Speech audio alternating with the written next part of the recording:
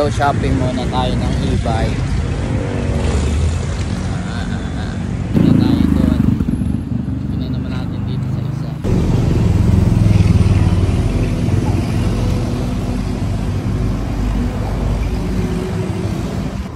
$4,820 yung battery. 48 volts, 20 ampere. Kasi iba 5. Yung sa watts pa 650. watts. Yung iba mga 500 lang. 500 lang. Ito 650.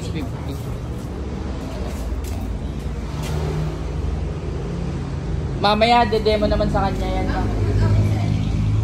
Yung trapal buo na. Ako sir, bali kakabit na lang po siya mamaya. Kaya hindi pa po nalalagay yung bubong sir.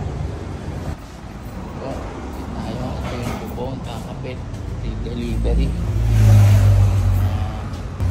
Ano to? K3016? Ako, K3016. Gaano kaya katagal to? Tatagal to? Yung ano sir, matagal-tagal naman po sir. Wag lang, ang buhay naman to nasa battery eh, no? Opo, yung battery naman po sir, 2 to 3 years naman po siya. Ano, hindi, okay lang. Kung tumagal na ng 2 years eh, okay lang yun. Sulit na po. Oo, sulit na sa akin yun. Natin hanggang saan to.